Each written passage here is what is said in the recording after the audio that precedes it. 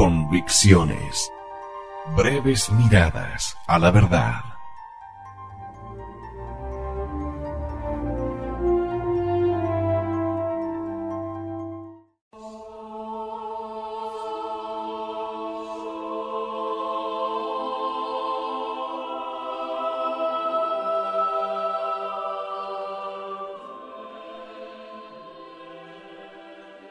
La suma del nuevo ecumenismo en 2 artículos del Osservatore Romano.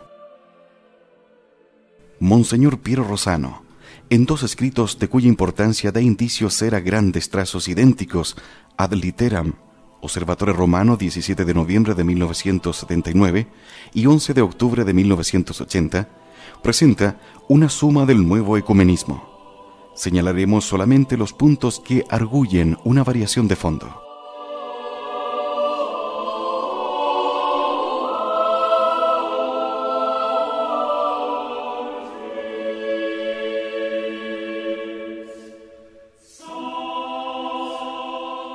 El primer punto cambia completamente la etiología de la división religiosa del género humano.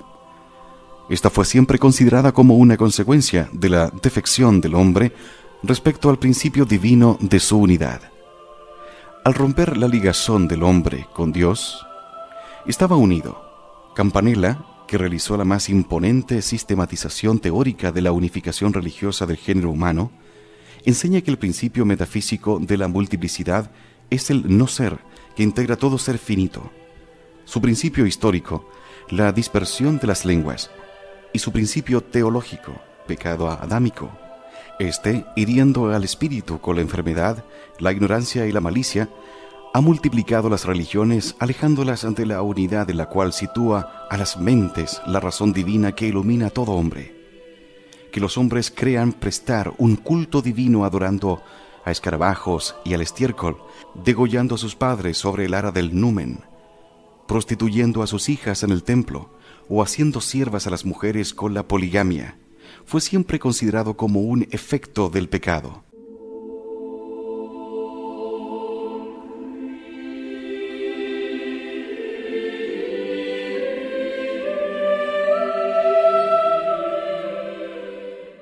También Gian Battista Vico estimaba que el fin de la cultura era la reconstrucción de la unidad arruinada por el pecado adámico. Ciertamente, la variación forma parte del designio primitivo de la providencia y se habría verificado también en el estado de inocencia del género humano, pero sin ruptura de la unidad ni contradicciones e impugnaciones recíprocas. En la religión única habría tenido lugar variedad sin alterar su esencia. Tales variedades serían quizás como las que hay entre rito y rito en la unidad de la Iglesia Católica, no como las que oponen el panteísmo y el nihilismo budista a la trascendencia católica, el politeísmo al monoteísmo o el monoteísmo islámico a la Trinidad cristiana.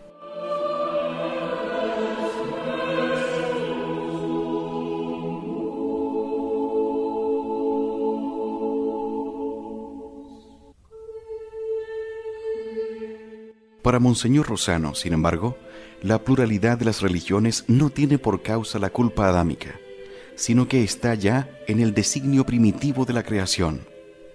¿De dónde surge históricamente la pluralidad de las religiones? Sin duda debe considerarse como causas, además de la complejidad de la cuestión religiosa, llena de múltiples interrogantes, las peculiaridades étnicas, la variedad de las experiencias ecológicas, históricas y culturales, la inaccesibilidad de la meta y del objeto buscado, o la iluminación del sujeto humano. Pero no hay que infravalorar el influjo capital de los fundadores y de los líderes religiosos. La teoría no impide la extrañeza, la pluralidad de las religiones, que cuando se trata de la ecumene de los cristianos, se contempla siempre como un escándalo y una injuria a Cristo. Aquí es al contrario contemplada como un hecho altamente positivo, como fruto de la riqueza inagotable de la familia humana, que la sabiduría creadora de Dios ha distinguido en individuos, familias y naciones. Y no lo dice, pero debe decirlo, en religiones. La conclusión de Monseñor Rossano es franca. Toda religión representa el modo tradicional de respuesta de un pueblo a la adoración e iluminación de Dios. que la pluralidad de las confesiones no sea escándalo, como se decía inmediatamente después del concilio, sino signo de comunión y de enriquecimiento. Es doctrina oficial del Secretariado para la Unión.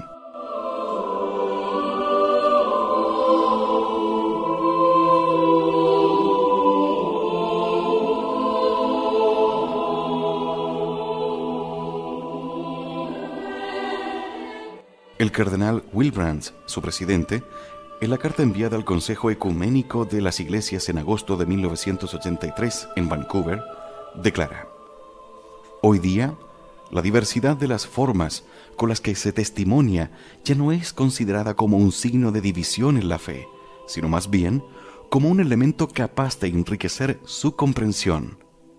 Se adopta así el nuevo método de hacer pasar cosas distintas como si fuesen modalidades de lo mismo.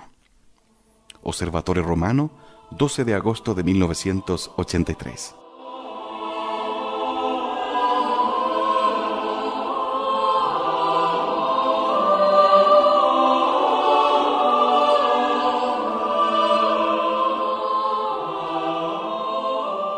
Crítica del nuevo ecumenismo, más sobre la inutilidad de las misiones.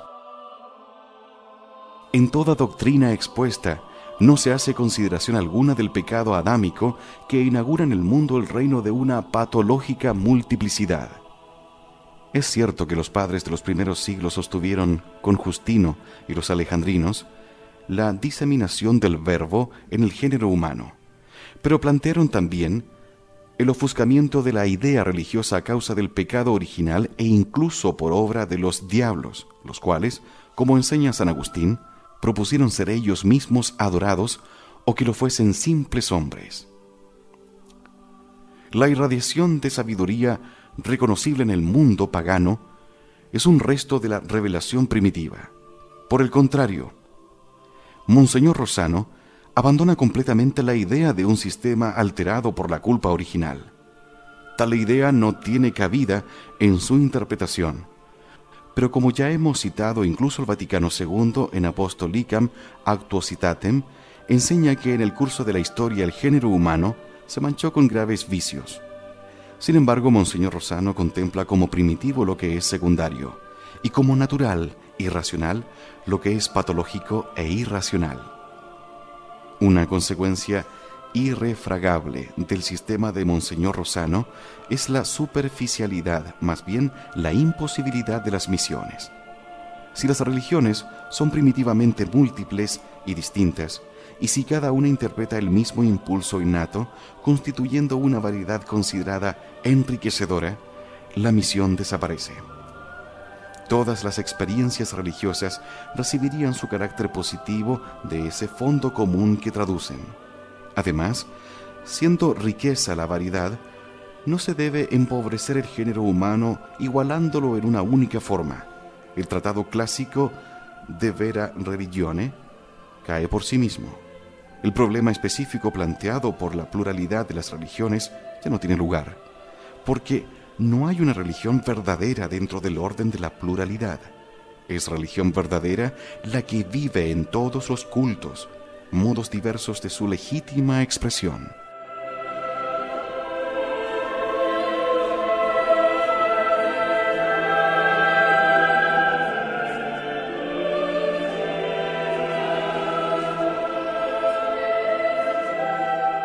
El naturalismo ortodoxo de Campanella viene bien aquí para iluminar cuáles son los términos de la ortodoxia transgredidos por los innovadores. También él reconoce la religión natural impresa en el alma humana por la razón primera e igual en todos, y plantea que este impulso universal innato se traduce en actos explícitos, pasando del desconocimiento al conocimiento, religio adita. Niega, sin embargo, que estas diversas expresiones religiosas sean todas indiferentemente positivas, ya que en ellas hay error. Y precisamente porque hay error, se hace necesaria la religión divinamente revelada. Por el contrario, en el sistema de Monseñor Rosano, el cristianismo, el islamismo, el budismo o el hinduismo expresan correctamente la exigencia religiosa del hombre. Todos son vehículos de salvación. La alcanzan o pueden alcanzarla. Todos provienen inmediatamente de Dios, que las ha hecho nacer. No hay ni rastro del pecado original. Ciertamente también Monseñor Rosano protesta que no pretende confundir la revelación histórica acaecida en los logos encarnado con la revelación natural del logos creador, como si Dios se hubiese revelado de modo distinto y contradictorio en las diversas religiones. Pero, en primer lugar, no puede negar, habiéndolo afirmado, que esa variedad es querida positivamente por Dios, ni que constituye una riqueza del espíritu humano. Y en segundo lugar, no puede evitar la confusión entre lo natural y lo sobrenatural, porque en su discurso usa equivalentemente el término Verbo y el término Espíritu Santo, y hace una misma cosa de la religión natural y de la sobrenatural, de la cristiana y de las otras. Una diferencia en el grado de perfección no crea una diferencia de esencias o de especies.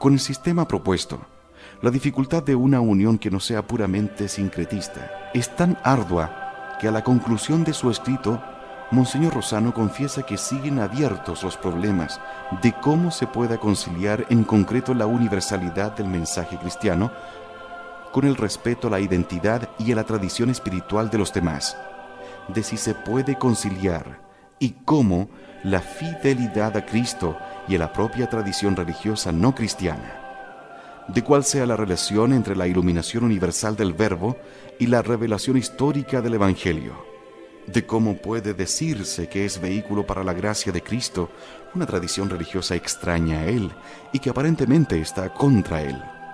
Monseñor Rosano no se da cuenta de que los llamados problemas residuales son en realidad el problema capital al cual él pretendía proponer una solución y que a la luz de la ortodoxia permanece, sin embargo, irresoluto. La relación entre el logos natural y el logos teándrico, entre economía natural y economía sobrenatural, entre cristianismo y religiones no cristianas, es el antiguo problema de vera religione y es el problema de fondo de la apologética católica. Hic Rhodus no es el residuo de un problema sustancialmente ya resuelto, es el problema mismo en su instancia inevitable.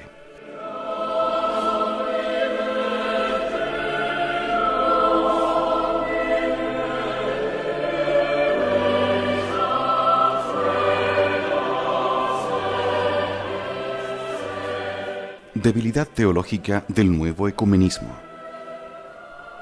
Ya hemos citado en otra parte del completo eclipse del concepto de predestinación en el horizonte conciliar. También el neoecumenismo padece esta debilidad, ya que la cuestión de vera religione pertenece a la teodicea, es decir, a la justificación del obrar divino en el mundo. En el sistema católico, la predestinación es el ápice de la teodicea. No tocaremos en esta oportunidad este tema, pero queremos al menos hacer referencia a la imposibilidad de afrontar el tema de la salvación en las religiones no cristianas si se calla completamente su base teológica. Aparecería como una raíz truncada la variación introducida en la Iglesia sobre este punto.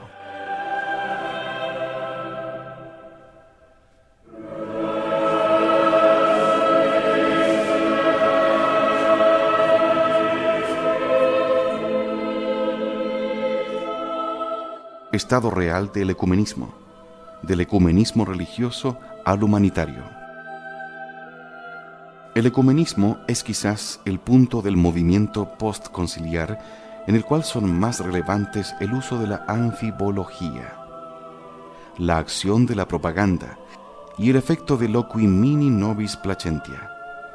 En torno a 1970, en las entradas de las iglesias de Italia se fijaban carteles que representaban el encuentro de Pablo VI con Atenágoras, anunciando la leyenda la reunión de 600 millones de católicos con 250 millones de ortodoxos.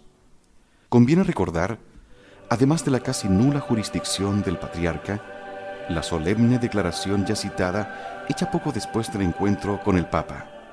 No se trata en este movimiento de caminar juntos una iglesia hacia la otra, sino de caminar todas las iglesias hacia el Cristo común, de reconstruir la iglesia una, santa, católica y apostólica. La mayor dificultad del encuentro ecuménico está constituida para la Iglesia Católica por el residuo nuclear de la doctrina tradicional. En este residuo, el que retrae a la Iglesia Católica de entrar en el paritario Consejo Ecuménico de las Iglesias. Este núcleo no es compatible con el espíritu conciliar, para quien la unificación religiosa es el primum movens.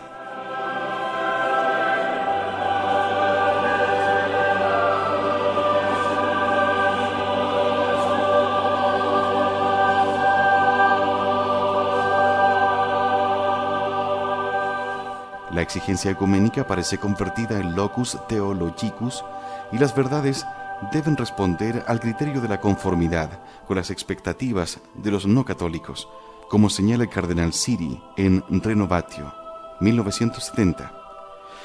A causa de esta interna contradicción, raramente se concreta y afronta el nudo de la cuestión. No obstante, los espíritus eutímicos y triunfalistas que se reavivan después de cada encuentro de las comisiones teológicas.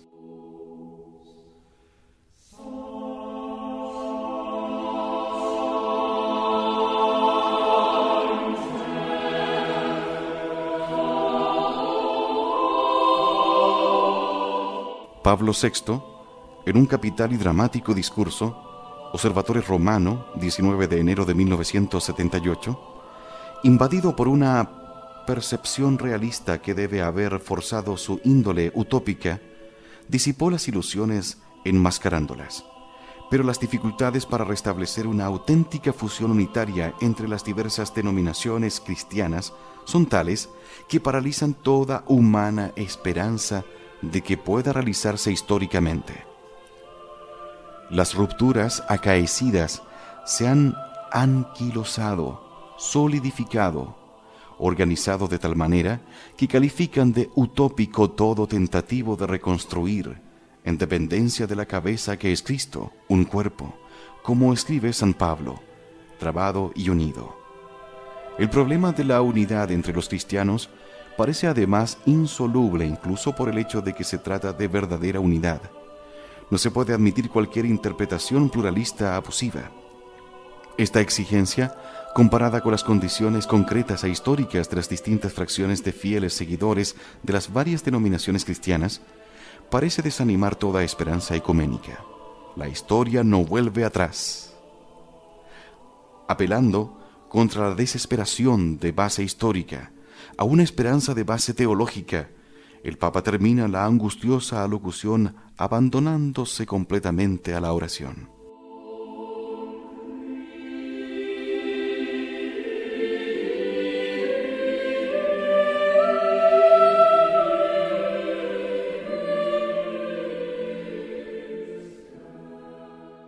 Por otra parte, Pablo VI, en un discurso clarificador del 20 de enero de 1965, comentado por su importancia también Henry, 1965, había ya afirmado que es optimista quien no conoce la cuestión, pero que quien conoce los términos doctrinales, históricos y psicológicos ve que será necesario mucho tiempo y ciertamente una intervención especial, casi prodigiosa, de la gracia de Dios.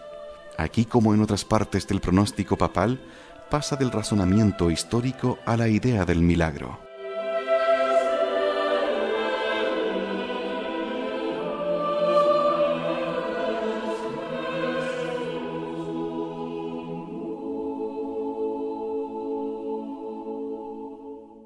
Análoga visión realista se encuentra en el discurso de Juan Pablo II del 21 de enero de 1982, que reafirma el núcleo no imaginario de las diferencias entre cristianos. No se trata solo de prejuicios heredados del pasado, sino a menudo de juicios diversos radicados en profundas convicciones que alcanzan a la conciencia. Lamentablemente, además, surgen nuevas dificultades. El núcleo, como ya había aparecido en el concilio en el imponente discurso del arzobispo de Poznan, está constituido por el primado del pontífice romano, por el silabato eclesiástico y por la Eucaristía. No se trata, decía aquel padre, de que los protestantes no conozcan la Iglesia católica. La conocen y la consideran el principal impedimento para la unión.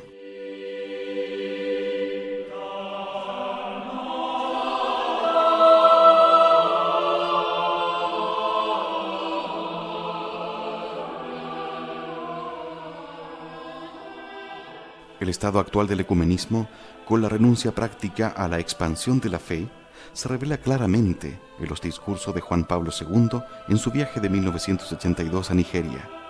No hay referencia de conversión a Cristo, pero en el mensaje específico para los musulmanes, que quedó sin acogida y sin respuesta, el consenso de las dos religiones es invocado para favorecer la unidad de Nigeria y hacer una contribución al buen orden del mundo como nueva civilización del amor.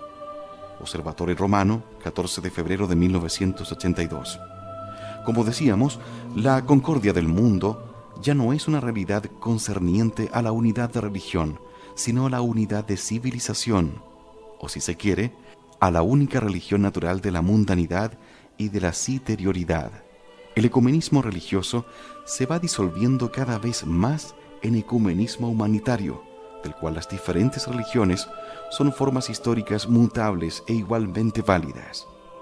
La organización religiosa del género humano se modela sobre lo civil y el movimiento de cosecha se convierte en el del profeta Mequías, que el presidente israelita Chazar dirigió en enero de 1964 a Pablo VI, quien se despedía de Tierra Santa.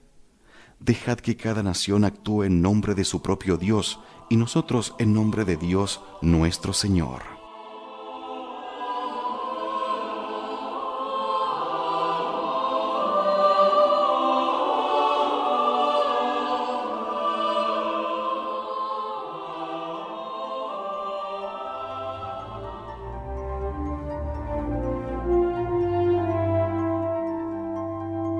Convicciones.